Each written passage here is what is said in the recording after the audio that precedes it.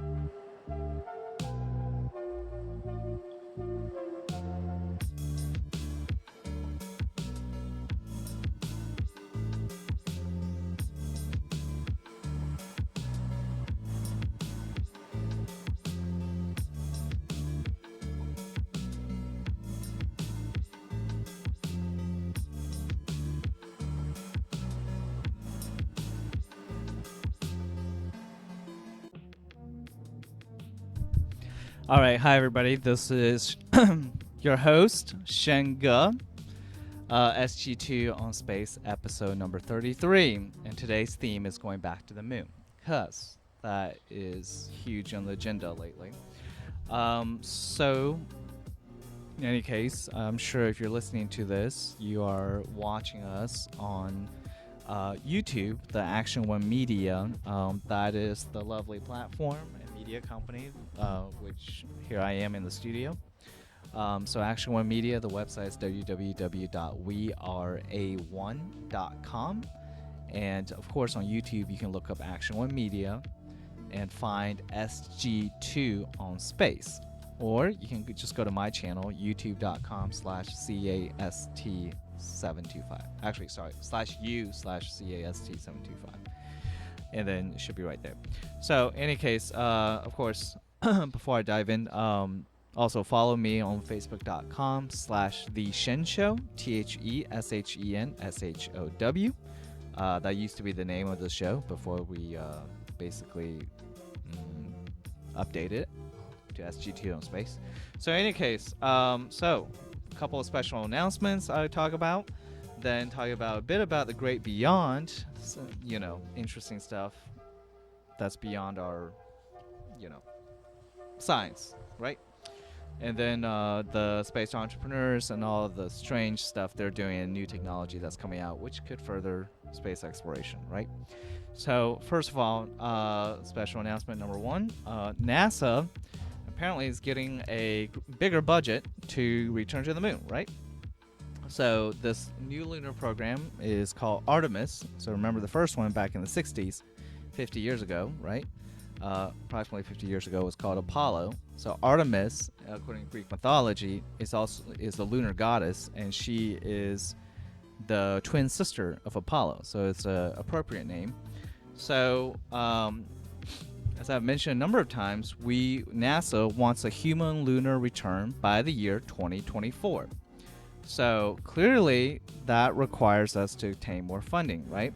So on May 30th, NASA Administrator Jim Bridenstine at the May 30th meeting of the NASA Advisory Council said, we've got support from a budget request that says we're going to step forward and we're going to fund this, and we're not going to cannibalize NASA in order to fund it.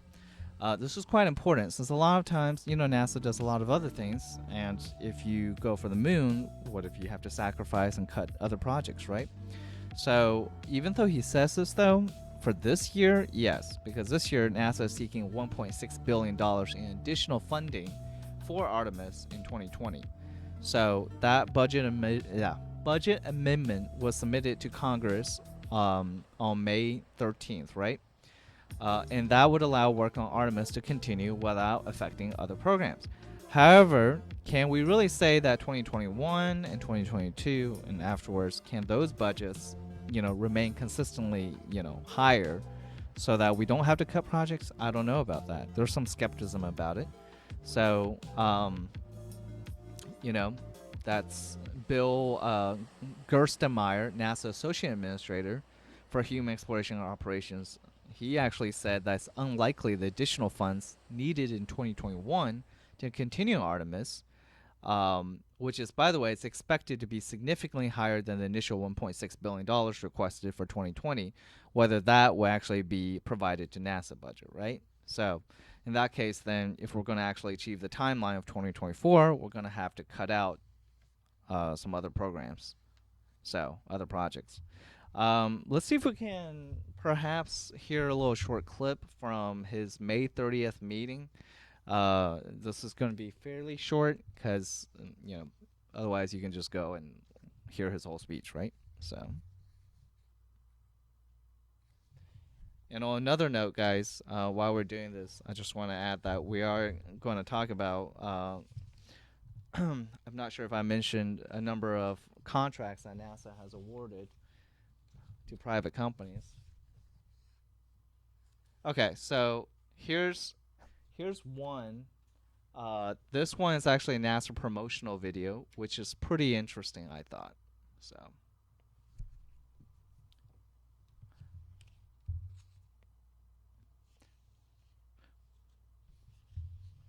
Okay, so we're gonna show this video. There was one. We're gonna play this in its entirety. Okay, so.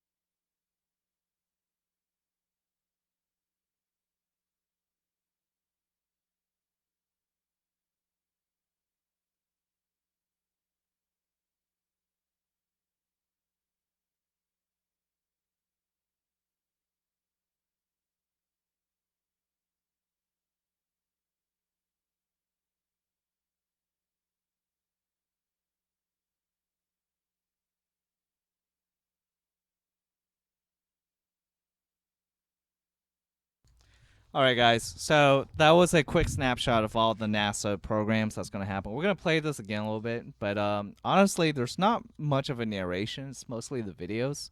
They make it sound. It looks cool though. It looks like a movie trailer, or if you guys play video games, like a video game trailer. That's what it reminds me of. So this is, this is NASA going back to the moon, right? And all these cool things that's happening. As you probably saw, there was things about the Lunar Gateway, the space station around the moon. There's Orion. There's the SLS, Space Launch System, the rocket that would take us to the moon. Orion, the space capsule, spacecraft that will go to the moon, right? And all these lunar landers and so on and so forth, right? So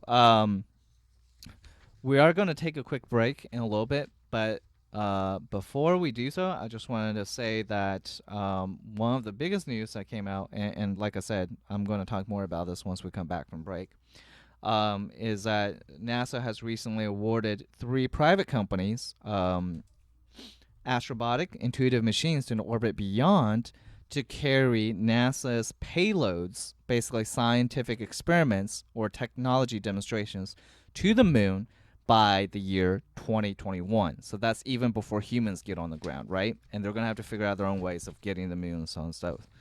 So, and these are robotic Vanguard missions. And then the first key steps in the early steps, okay, in NASA's Artemis program, as already mentioned, which wants to return humans to the moon by 2024. So, in any case, these are 3 private space companies based in America, and one of them is actually based in Houston, which is Houston-based Intuitive Machines, which I will play a little video from them once we come back, actually, in a little bit. And they got $77 million to deliver up to 5 NASA payloads, all right, to the guys. I don't know if anybody knows lunar geography. Probably not. That's not something I learned in school. But anyways, to the basaltic plain Oceanus Procellarum, which is part of where the Apollo 12 astronauts explored back in 1969. Okay, so that's kind of cool. Then there's 2 other companies named Astrobotic, which has a 5-engine lander called Peregrine, I guess like the Falcon, Peregrine Falcon, which is humongous. That's like 6.3 feet by 8.2 feet.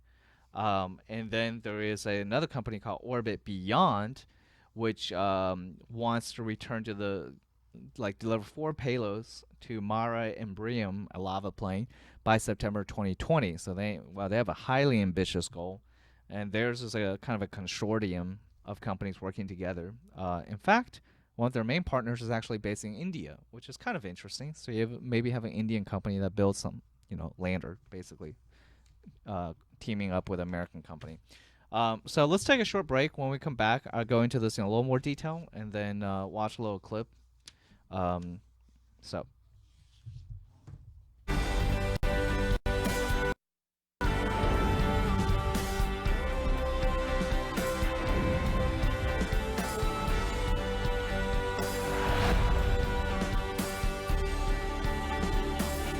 Some of the other things you got going on. Absolutely. So thank you for having me. I feel like I'm in the presence of like celebrities.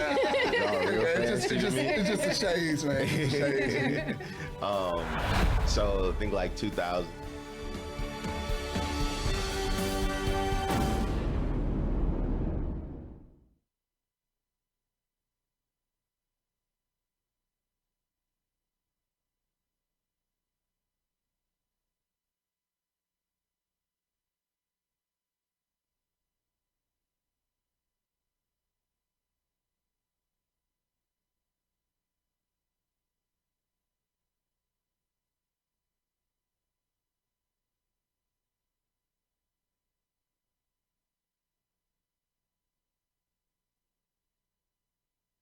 Put your money where your community is.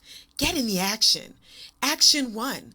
Independent thinkers working together. Inspiring action in media. Get in the action. Inspire today. Join us by being a sponsor at weareA1.com.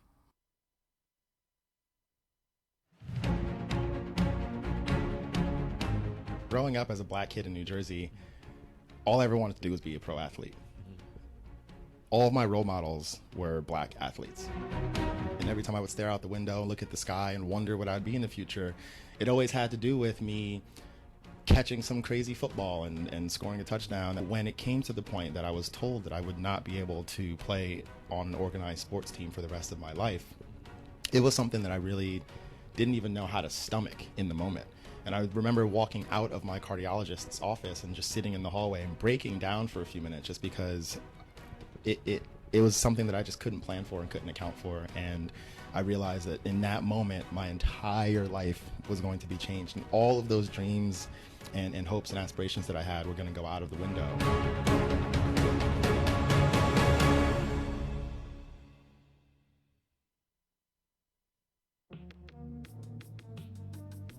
All right, guys, and we're back in the studio listening to SG2 on Space, episode 33. We are the only weekly space radio show here in Houston, Texas. As far as I know, correct me if I'm wrong. And if you're listening, remember, hopefully you're listening on www.weareA1.com, or you're watching us on YouTube, SG2 on Space. Find us under the Action One Media, or go to my YouTube, youtube.com/u/cast725, or facebook.com/The Shen Show.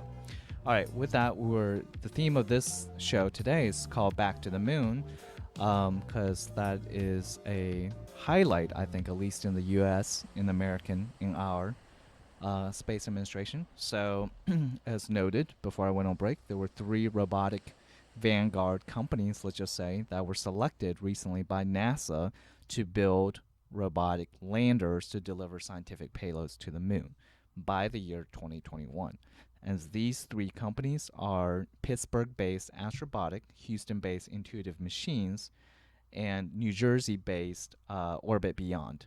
So let's start with Astrobotic. So Pittsburgh-based Astrobotic, they're building a 5-engine lander called Peregrine, which is about 6.3 feet tall by 8.2 feet wide. For those of us who use metric units, that is 1.9 by 2.5 meters.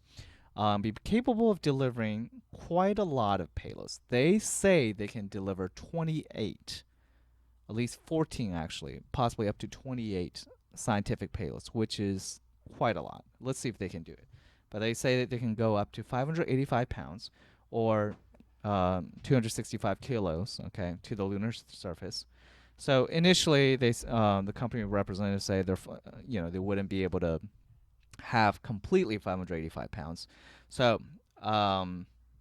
anyway, Astrobotic won $79.5 million from NASA, and they plan to go to a big crater on the moon on the near side called Lacus Mortis, LACUS MORTIS, by July 2021 on Mission 1. That's what they're calling their lander. All right, so let me tell you about Orbit Beyond next. Orbit Beyond has received $97 million. They're going to deliver up to 4 payloads to the lava plane Mare Imbrium, M-A-R-E, which means sea in Latin, Imbrium, I-M-B-R-I-U-M, by September 2020.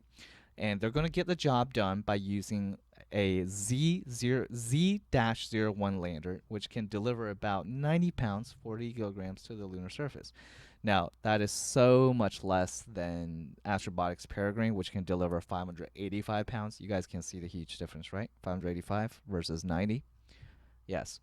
So interesting thing about Orbit, but once again, you would notice that they're going to a place that's a little harder to get to if you look at the lunar geography. And also, they have a more ambitious timeline, right? They want to do it by next year. So that's less than a year and a half from now, right? So one of their key ways of doing so is by teaming up with other companies which have already developed expertise in these various fields, right? So one of their partners is actually based in India, and it's Team Indus, which is one of the last 5 teams remaining in the Google Lunar X Prize, GLXP. Remember, GLXP was a $30 million private race to the lunar surface that was, as all X Prizes do, they were planning to, offer competitive rewards to companies, to encourage companies to pursue technologies which can benefit, in this case, commercial spaceflight, right? So, unfortunately, the Google Lunar X Prize ended with nobody winning, but Team Indus did not give up, and clearly they're in good hands. They have teamed up with Orbit Beyond to have another shot of actually getting a lander on the moon. So, now onto the last one, which is Houston-based Intuitive Machines. They got $77 million to deliver up to 5 NASA payloads. 5 NASA payloads to the to a basaltic plain called Oceanus Procellarum, Oceanus Procellarun. I cannot spell. RUM, which is part of the Apollo 12 astronauts where they explored, right? That was way back in 1969. So it's pretty apt that 52 years later, we would be back there. All right, so this one plans to touch down in 2021 aboard what they call, what Intuitive calls the Nova Sea lander, which is capable of hauling 220 pounds or 100 kilograms. So let's compare that, right? Astrobotics says 585 pounds. I guess Intuitive says 220, and then Orbit Beyond says 90. So you can see clearly there's a huge scale difference, right? In the amount of equipment, scientific payloads it can carry. All right. So Nova Sea is interesting in that it actually uses a NASA-derived technology. Since NASA at one point had what's known as Project Morpheus, and this project was actually conducted here. By here, I mean Houston's NASA Johnson Space Center. And Project Morpheus was a planetary lander project that ran for 5 years, from 2010 to early 2015. So a lot of the original team of Project Morpheus, they left, and then they went and founded Intuitive Machines. So you have a core competent group of rocket scientists who have clearly developed something that worked while they were working at NASA, right? And this propulsion system is unique among these three teams in that it's cryogenic, which basically means specifically cryogenic fuel using liquid methane and liquid oxygen. That makes it more complicated, but at the same time, much more efficient engines, right? So you don't need to carry them as much fuel, so you could save on your cost, ideally, and carry more scientific payload for the same amount of money, say. You know, and they are test firing their engines at Ellington Field, so which is kind of cool. So, but enough blabber from me. Why don't we play a little short clip? That was a recent interview, actually done 2 days ago, or rather 2 days after, maybe 4 days after the announcement. Just a little short one before we jump into something else.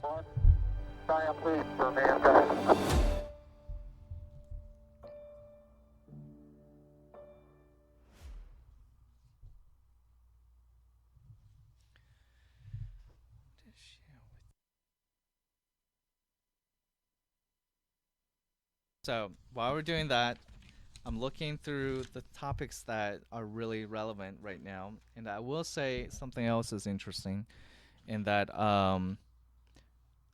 that there's I know this is mostly about the moon, but I might as well mention that China earlier this week, I mean like first week of June, has launched its first rocket from the sea, making it the third country in the world to do so, following a seemingly typical America and Russia, right? So, all right, let's watch this little short video, and then we'll talk some more. Machines, Tim Crane, the vice president of, so. Engine on the bottom, which we designed in Intuitive Machines, and it's a throttleable engine, which means we can control the thrust level very, very smoothly and adjust for different weights and different landing locations. We also have a precision landing and hazard avoidance system on board, so we can avoid craters, rocks, slopes that would otherwise harm the vehicle. And the barrel truss structure is actually where we can mount payloads. So we don't have a payload bay or a single payload location. It's really up to our imagination and the needs of our customer to find the right place anywhere on this barrel structure to mount their payloads. So when do you expect to go to the surface of the moon? We are going to launch in July of 2021, and after 6.5 days, we will land on the surface of the moon. That is amazing. So I see these giant solar panels too. Can you tell us more about how this lander is powered? Absolutely. So one of the things we do as a service to our customers is not only do we deliver the mass to the moon, we provide power and data services as well. And so during transit, the solar panels on the side help us to generate power to keep payloads alive or to operate them on the way to the moon. And then once we land, we have solar panels on the top deck as well, so that we can basically be a power station for any mounted payloads or rovers or anything that deploys. That is very cool. So can you tell us a little bit about the two? So the whole interview is about 30 minutes long, and for space nerds out there, which please watch it. It's actually quite interesting when he goes into the details of the other various mechanisms, especially to me the propulsion system. But for lack of time, we will have to move on. So as I noted, last special announcement is that China is moving ahead. It's launching its first rocket from the sea. And also, I need to mention something else about China.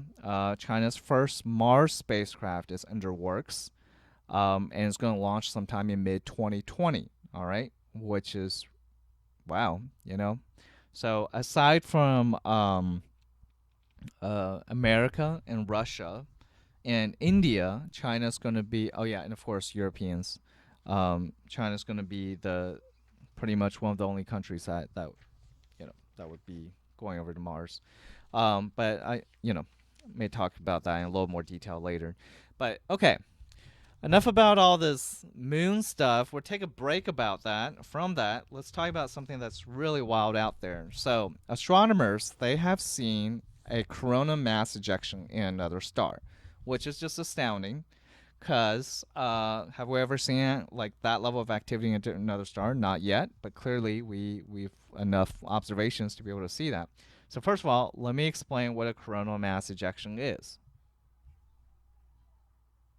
Okay, a coronal mass ejection is an ejection of plasma and other materials from what's known as the solar corona, right? So the solar corona is, well, it's outside of the sun, okay? It's out, it's not on the surface of the sun, it's around it, right? So these ejections of plasma from the surface, not from the surface, from the solar corona, they essentially go, they're caused by electromagnetic lines of the sun, right? Or any star, really. So the actual magnetodynamics is really complicated, but essentially what happens is that when these lines become twisted into helical shapes, the energy becomes rather chaotic. And then these coronal mass ejections kind of act like a release of the energy, right? So it's like you wind up something, it's going to want to release, right? So astrophysicists, physicists who study stars, think that without coronal mass ejections, stars will simply rip themselves apart, which would not be cool, especially for us, right? So, any case, for the first time ever, early June, astronomers have witnessed a coronal mass ejection on a star called HR 9024. That is the first star we have ever observed a CME, coronal mass ejection, besides our own star. All right, so HR 9024, also known as OU Andromeda, is about 455 light years away in the constellation Andromeda. So it's an active variable star with a strong magnetic field, which would, probably mean that it has more, CMEs, probably more than our own sun.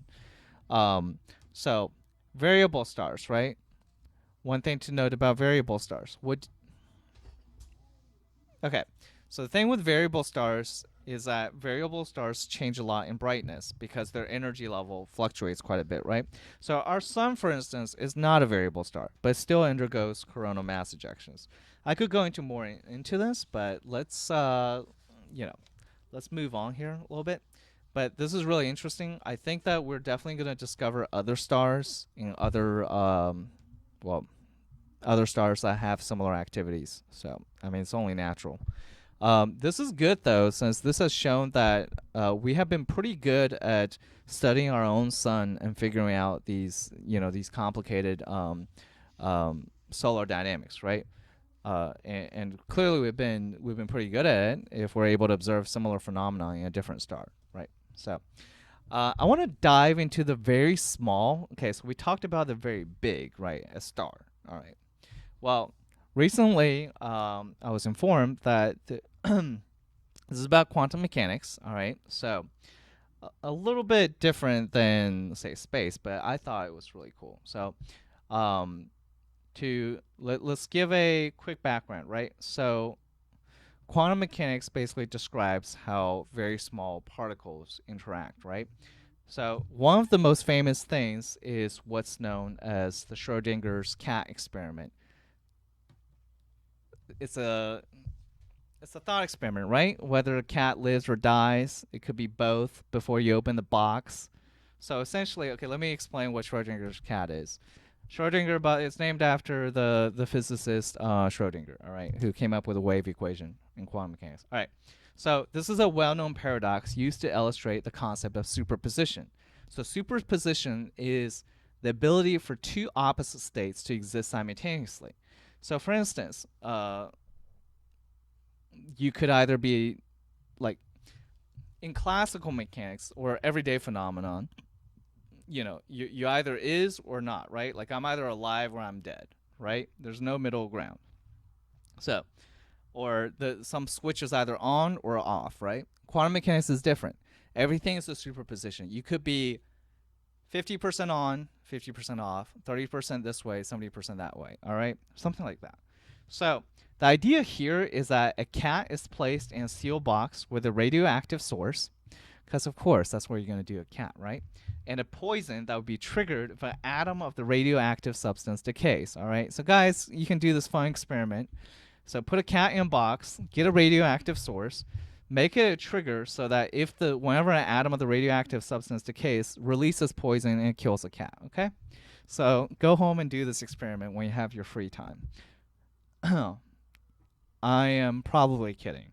All right, so the superposition theory of quantum mechanics suggests that until somebody opens the box, the cat is both alive and dead. All right, so in quantum mechanics, it's very important to realize that before you observe anything, before somebody sees something, it's in a state of superposition. So like I said, it's never yes or no. It's both yes and no to various probabilities. All right.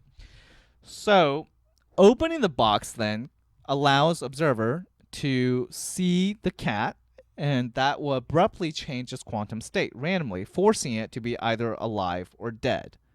So historically speaking, theoretically, we've always accepted that this quantum jump is discrete. In other words, it's just jumps like that. Okay, it's like you open the box, you see it, there you go. You cannot stop it, right? It is what it is. Okay, so now the question is, can you get an advanced reading so that you don't have to like open up the box and see it, right? Like, because that so you doing that has affected the data, right, so to speak. All right, so what is happening here is that while quantum jumps appear discrete and random in the long run, reversing quantum jump means the evolution of the quantum state process. So in other words, if you can figure out how a jump occurs, you can predict whether that particular jump will happen. All right, so it's kind of like the eruption of a volcano, to put it in layman's terms. So you don't know when a volcano will erupt, right? But you can definitely detect some kind of warning signal that this is going to happen, and then you can act on it beforehand. So in other words, if your cat's going to die, maybe you can do something to get the cat out before it dies, all right? Or stop it from happening. So wouldn't that be interesting? So this is pretty cool, just from the fundamental physics perspective. It's also important from quantum information. So this will be a crucial piece in building a workable quantum computer, which, as we all know, is the future of computing, right? Quantum computers. So reliably managing quantum data and correcting errors as they occur is a key challenge in the development of quantum computers. And so if we're able to predict how how a state will change, and if it's going to cause an error, then we can stop it, right? So it's actually quite important. So, wow. All right, so let's see what happens next in our wonderful, crazy world of the small, let's just say. All right, let's go back to rocket science, shall we? Because, that's what SG2 in space is about, primarily. All right. Some people like to call us space entrepreneurs.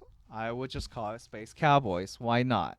Let's go with the space cowboys, because they're always, I don't know. Yeah. So we have talked about a few space cowboys, let's just say, the 3 lunar landing companies, but there's more at work here. And this is why it's very exciting. There's a lot of cool things going on in space, in the space flight world around this time.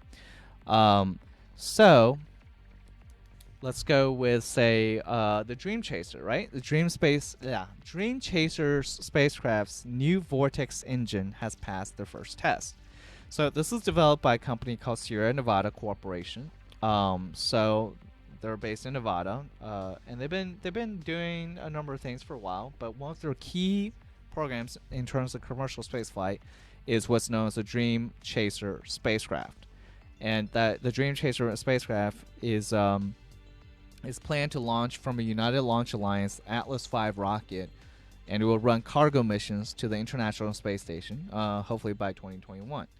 And concurrently, while they're doing this, they're also developing, and of course, eventually they want to make a human-rated version as well. All right, so they can deliver astronauts.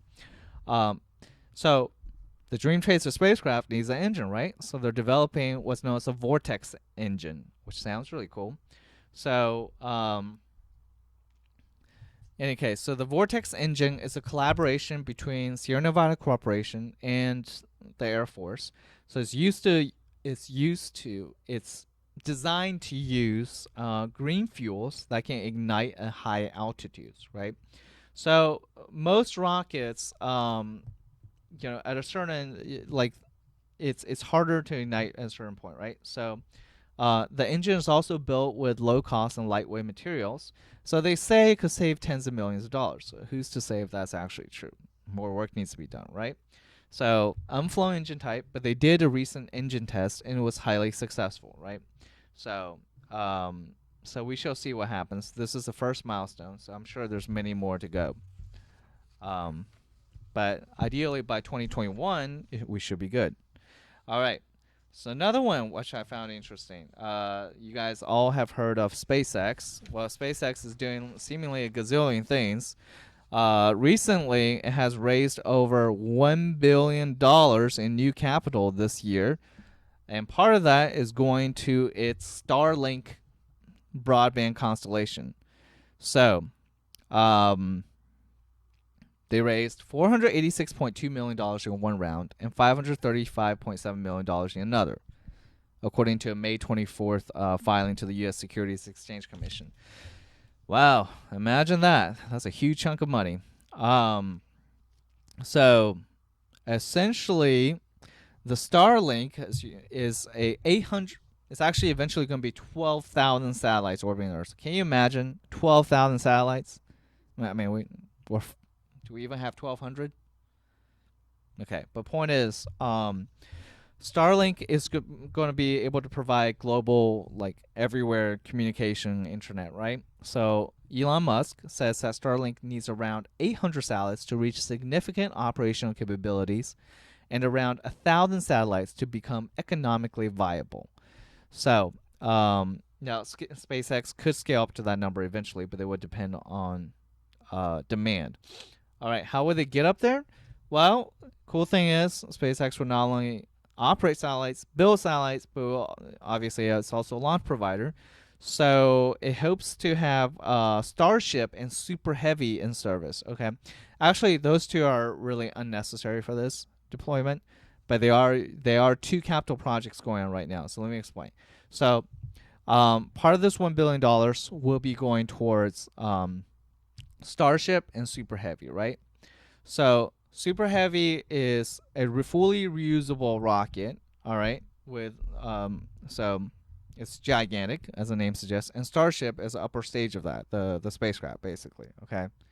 So and the plan is to eventually use that to replace SpaceX's current Falcon 9 Falcon Heavy rocket with this new launch system. So let's see what happens, right? There's they're clearly doing a lot of different things, and we will definitely see. Yeah, that'd be interesting. See if that happens. Okay. So another thing,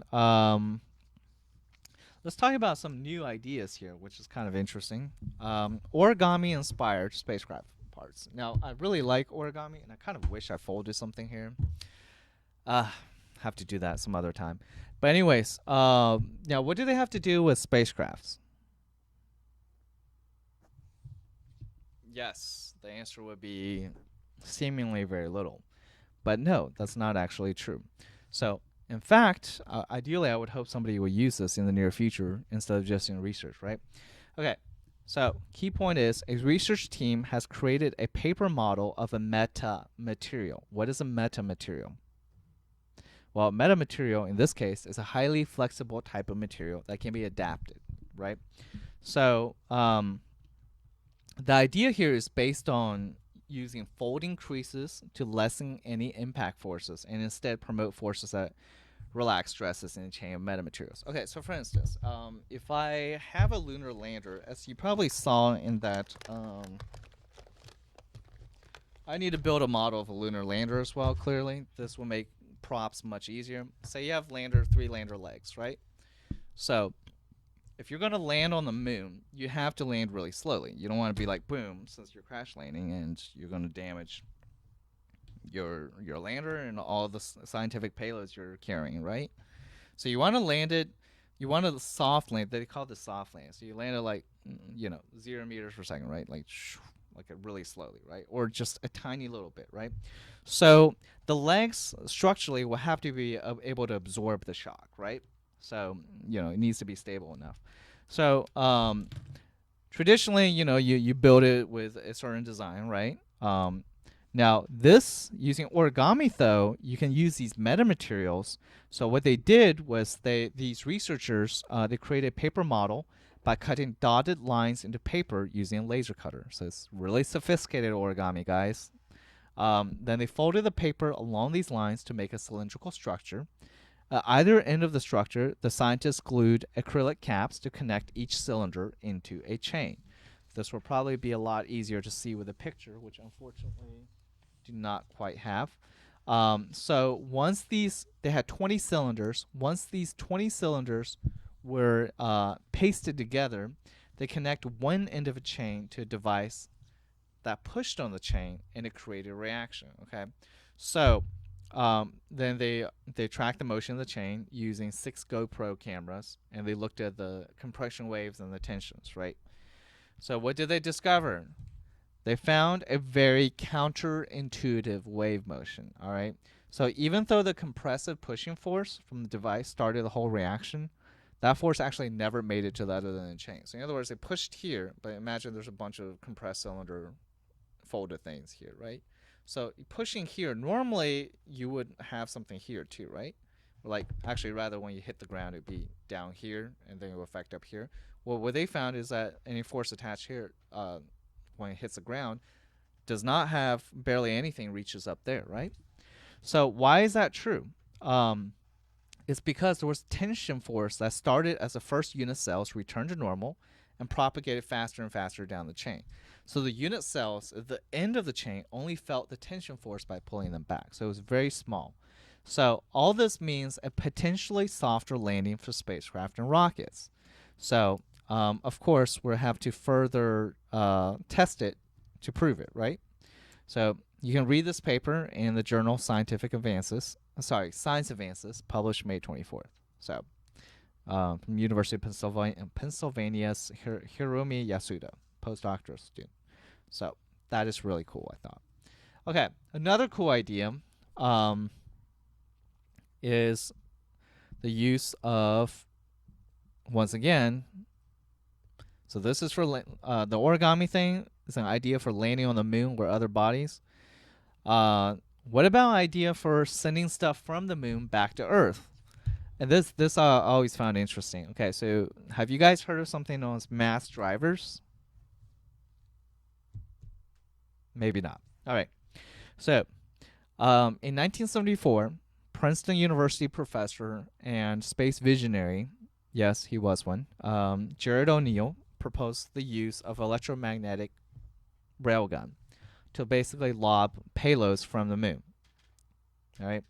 So this idea, he may, be not the first one, since Robert Heinlein, the famous sci-fi author, in his 1966 novel, The Moon is a Harsh Mistress, also wrote about that.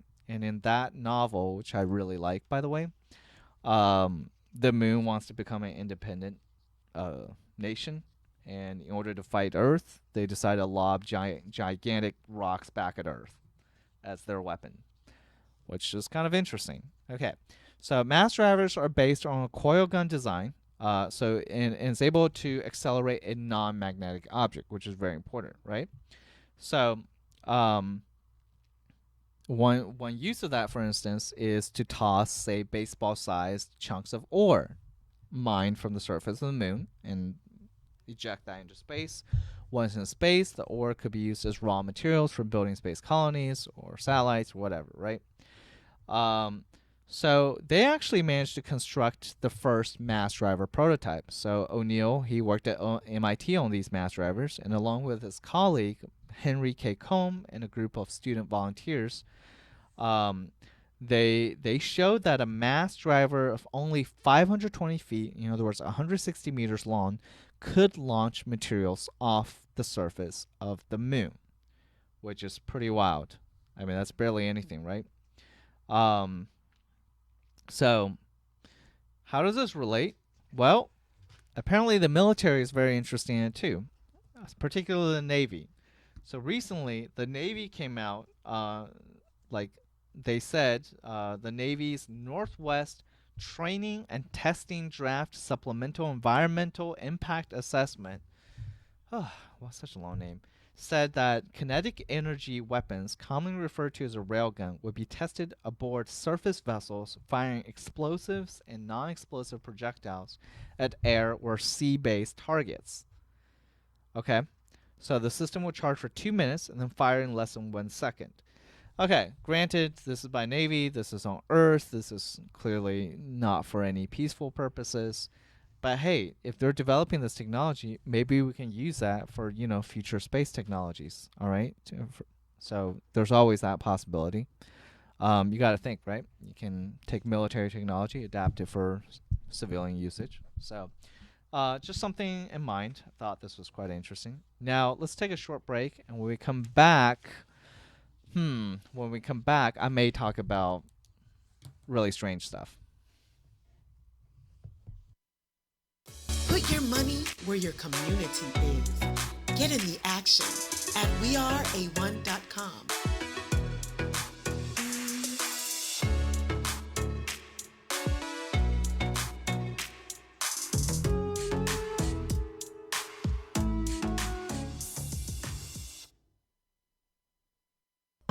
Man, you still here? Go on and subscribe.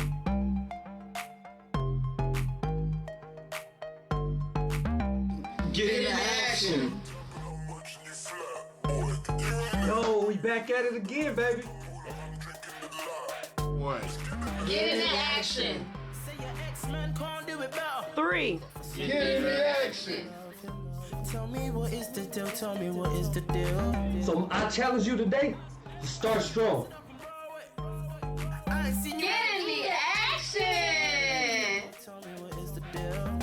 Cause I'm calling for you. Get in the action. Can you feel that? See, I'm calling for you. Can you feel that? See, I'm calling for you. Can you feel that? See, I'm calling for you. Say how you really.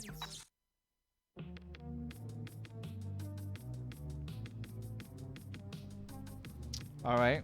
So, well, okay. So I was thinking, yeah, let's talk about astrobiology, strange, but whatever. Why talk about that when clearly there's already probably alien life here on Earth, right? All right, and it turns out I'm not the only one, which is rather interesting because there's recently an article that came out about it. So, like late May, last week, okay, New York Times published an article about reports of UFOs off the East Coast in 2014 and 2015, right? So, it included an interview with 5 Navy pilots who witnessed, in some cases recorded, mysterious flying objects that had no engines and no heat exhaust fumes, right? So basically, okay, no chemical engines, in other words. And it was able to reach 30,000 feet and hypersonic speeds, okay? So, yeah, and you guys, I've shown the videos that was the secret Pentagon program, right? About, the F-18 pilots, what they saw. That's just one example. So, according to Diana Pasuka, a professor at the University of North Carolina, and an author of the new book American Cosmic, she says that belief in UFOs and extraterrestrials is becoming a kind of religion. All right, let me go on before I make my own statement there. All right, so, and she says this is not nearly as fringe as you might think. Apparently, according to her research, Diana Pasulka, P-A-S-U-L-K's research, more than half of American adults and over 60% of young Americans believe in intelligent extraterrestrial life. This tracks fairly closely with belief in God. And if Pasulka is right, there's some similarities here, right? So her book is not so much about the truth of UFOs or whether they're intelligent aliens, but rather about the appeal of belief in those things, right? So, and it's actually quite an interesting thing. So, for instance, there was a question asked to her. You describe belief in UFOs and aliens as the latest manifestation of a very old impulse, a religious impulse. What is about extraterrestrials that captivates so many people? And here's what she says. One way we can make sense of this by using a very old but functional definition of religion as simply the belief in non-human and supernatural intelligent beings that often descend from the sky. There are many definitions of religion, but this one is pretty standard. There's another distinction about belief in non-human extraterrestrial intelligence, or UFO inhabitants, that makes it distinct from the types of religions. Okay, you know what? She talks too long. So let me just summarize. All right. So basically, she's saying that there's a lot of parallels to to religion. Okay, so actually, you know what? Here's a part where it says, all right. So and this is true for people of all backgrounds, including scientific backgrounds. So, for instance, one question that this interviewer asked her was, "Can you give me a sense of the kind of people you're talking about and the kinds of positions they occupy?" And she says, "One of the scientists I met with, who I call Tyler in the book, has worked on most of the space shuttle missions, and he's founded biotech companies worth several $1 million. Another scientist, who I call James, clearly using not real names from UC, is an endowed chair of science at one of the nation's top universities, and he has at least 2 laboratories under him. These are the sorts of people I interact with, and say what you will of their beliefs and research, they can't be dismissed as unserious or ignorant." So, yeah, I mean, that's actually quite interesting, and I'm really not surprised. All right. And key point in, let me just express my personal view. Why not? Since I seem to talk about this topic a lot. I mean, there's so much out there, right? Right, guys? I mean, not just saying that, like, there is, I think among scientists, there definitely is a huge proportion that believes there are extraterrestrial life out there. There's also a good chunk that believes there's intelligent extraterrestrial life out there, somewhere in the universe, somewhere in the galaxy. Now, the question here is, how many people believe that they are here, right here on Earth? I mean, I'm pretty sure they are. That doesn't mean I'm going to spend all my time searching for them, but I will always look up. The reason being that if you think about it, look at what we're doing right now, right? We're mapping out the universe. We're mapping out exosolar planets in our galaxy, right? Trying to identify ones which are habitable. And ideally, we would eventually send probes there and actually maybe eventually send colony ships to various exosolar systems which could potentially have habitable planets, right? who's to say? And we could even do that now. I mean, we could send maybe not yet probes. Probes we can, little ones, but we can definitely detect them, right? In the last few years, as noted, we've detected over 2,000 like exosolar planets, and some of them are habitable. All right, at least in the habitable zone. So imagine an alien civilization, which is maybe 100 years later, which has clearly advanced beyond just being able to detect. They're able to send probes, and they would have gone to our system, say, and they would send it off everywhere, like really cheap ones, right? Using solar cells or whatever else, and they would pretty much discover that, hey, there's life forms on this planet, guys. So let's observe them. So considering our planet has had intelligent life for the last 5 billion years at least, has it been? How long is Earth? Okay, at least the last billion years, okay? So, I mean, it has been around for a while. Then any extraterrestrial civilization would have had ample amount of time in that time frame to send a spacecraft over here, observe us, wait for us to develop, or just sometime, maybe even like like 500 years ago or 100 years ago, they could just show up. So we have more of a presence now. All right. So bottom line is, where does this all lead? I think for me, answering that, it's not so much humans trying to explain the unexplainable.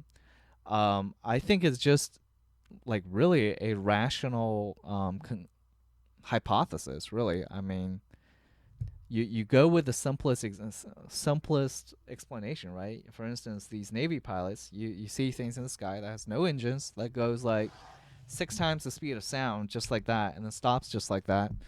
What else do you think it would be? Like, do you think some other like country created some top secret program that could do that? I mean, I highly doubt it. Is it a natural phenomenon? Very, very unlikely. How would you explain it, right?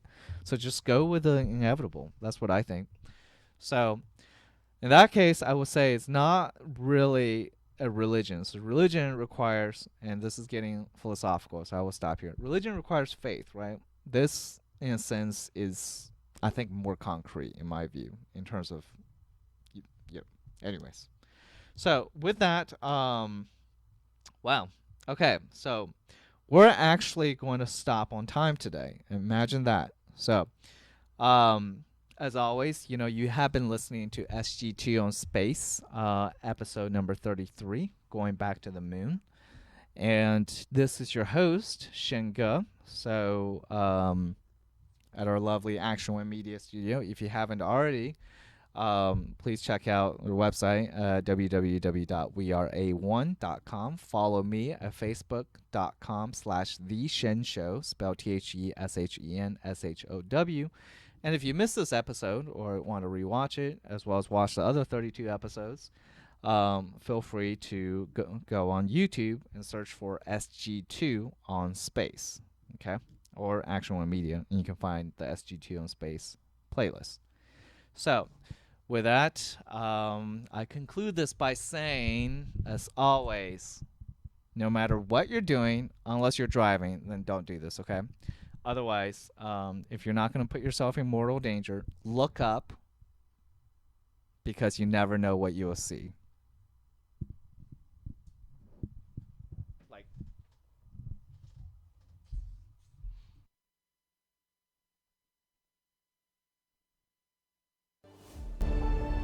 That's one small step for man, one giant leap for mankind.